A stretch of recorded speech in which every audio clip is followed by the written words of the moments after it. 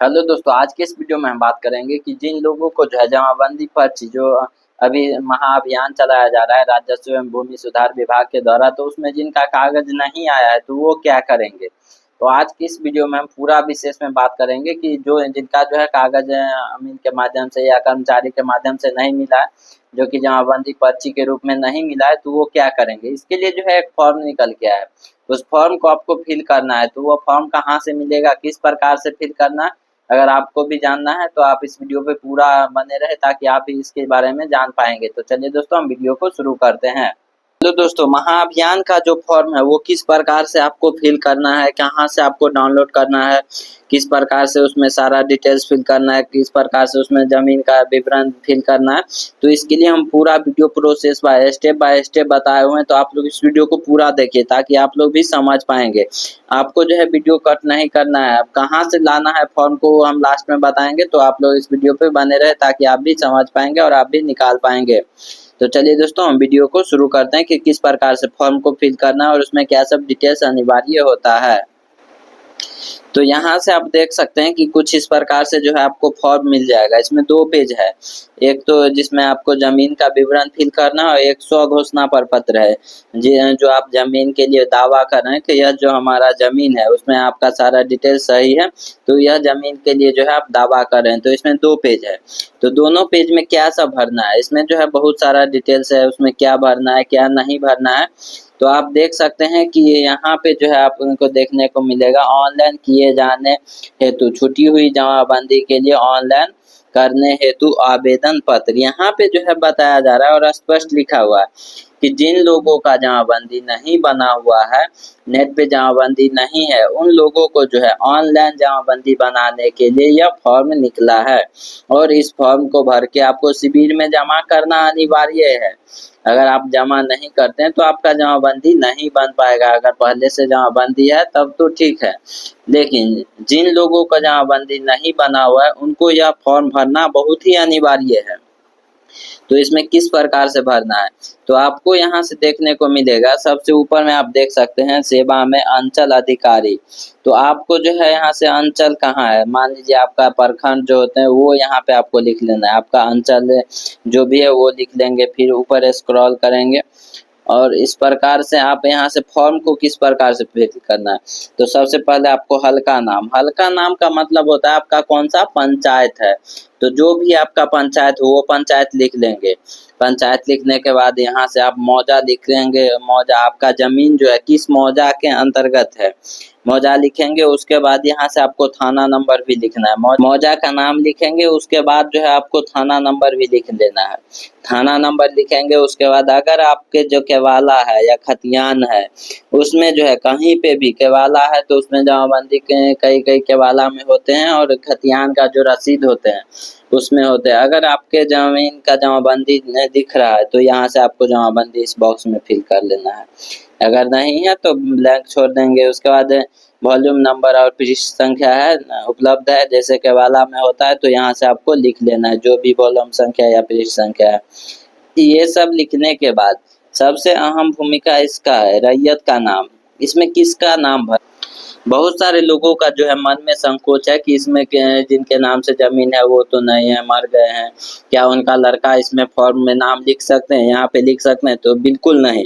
जिनके नाम से ज़मीन है उन्हीं का नाम यहाँ पे फिल होगा, चाहे वो जिंदा हो या मर चुके हो, इसके लिए कोई दिक्कत नहीं है। जिनके नाम से ज़मीन है, यहाँ पूछ ही रहा है जमाबंदी रैयत का नाम, तो उन्हीं का नाम यहाँ पे लिखना है। जो अभी जिनके नाम से ज़मीन है उन्हीं का नाम लिखना है। उसके बाद उनका एड्रेस लिखेंगे, फिर मोबाइल नंबर लिखेंगे और उसके बाद अगर मान लीजिए जिनके नाम से रैयत है, जो जिनके नाम से ज़मीन है वो नहीं है, वो डेथ कर चुके हैं, तो उनका लड़का का आधार कार्ड नंबर या पत्नी का यहाँ से आधार नंबर भी लगा सकते हैं।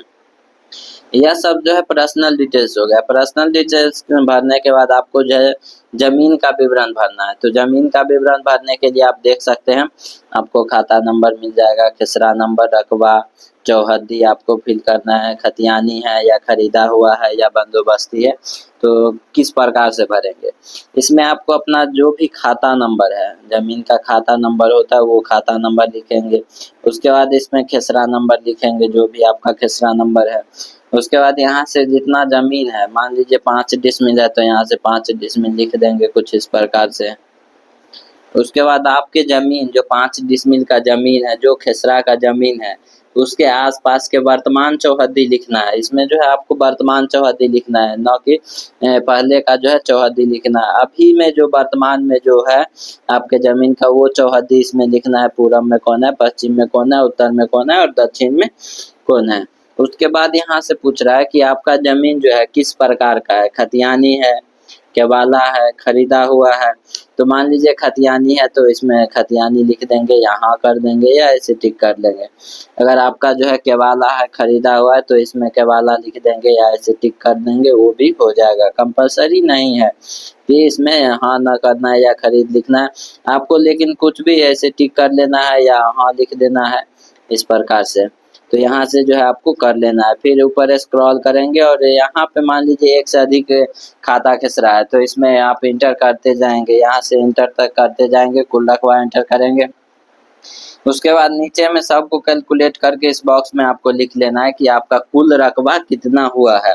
कुल रकबा फिल करने के बाद ऊपर स्क्रॉल करेंगे और यहाँ से जिनका नाम से ज़मीन है वो तो अभी है तो ठीक है, अगर नहीं है तो यहाँ से आवेदक का नाम, जो आवेदक फॉर्म भरना चाहते हैं, जैसे मान लीजिए उनके पिताजी का नाम से ज़मीन है, वो नहीं है, उनका लड़का फॉर्म जमा कर रहे हैं तो उनका सिग्नेचर यहाँ पे होगा, यहाँ से कर लेंगे। सिग्नेचर करने के बाद यहाँ से जो है भूमि का डिटेल्स विवरण जो है समाप्त हुआ।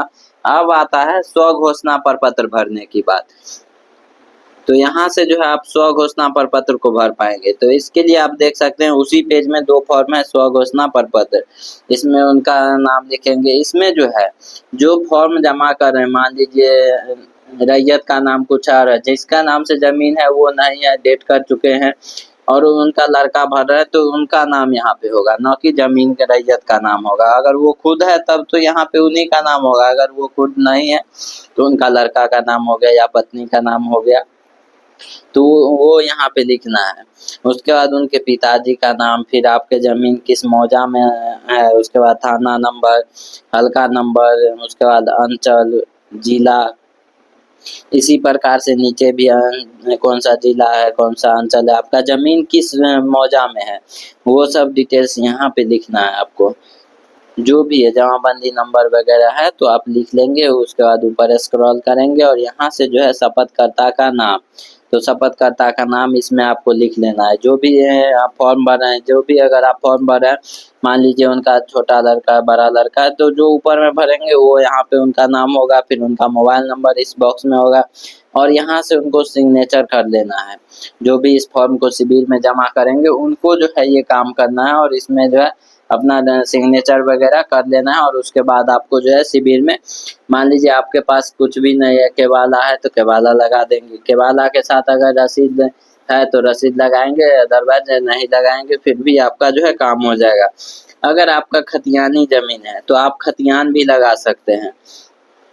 तो आपके पास जो भी डॉक्यूमेंट उपलब्ध हो, ज़मीन का आप फॉर्म भर रहे हैं तो उसके साथ आप लगाएंगे। उसके बाद आपको शिविर में जमा कर देना है। शिविर में जमा करेंगे तो आपके नंबर पे OTP आएगा, उस OTP को वेरीफाई करके आपका जो है एप्लीकेशन रिसीव किया जाएगा। जो आप फॉर्म जमा करेंगे उसको रिसीव कर लिया जाएगा। तो आपको जमा किस प्रकार से करना है, इसका फॉर्म कहाँ से मिलेगा? तो फॉर्म जो है आप हमारे Telegram channel Sharma take update का टेलीग्राम चैनल है, वहाँ से आपको मिल जाएगा। आप शर्मा टेक अपडेट सर्च करेंगे, आप वीडियो के डिस्क्रिप्शन में लिंक मिलेगा, वहाँ से आप जा कर के जो है टेलीग्राम में से जुड़ पाएंगे और उसके बाद आप जो है निकाल पाएंगे, उस फॉर्म को प्रिंट कर पाएंगे। तो इसके लिए जो है आपको टेलीग्राम ग्रुप में जुड़ना होगा। तो आप जुड़ सकते हैं, वो फ्री ऑफ कॉस्ट है, उसमें कोई क्राइटेरिया वगैरह नहीं है। आप क्लिक करेंगे, ज्वाइन कर जाएंगे, उसके बाद वहाँ से प्रिंट कर सकते हैं। तो चलिए दोस्तों, वीडियो पसंद आए तो वीडियो को लाइक कीजिएगा और चैनल को सब्सक्राइब जरूर कीजिएगा, ताकि आगे भी इस तरह से जुड़ी हुई जानकारी हम आपको सबसे पहले दे पाएंगे। चलिए दोस्तों, हम फिर मिलेंगे अगले वीडियो में, तब तक के लिए जय हिंद दोस्तों।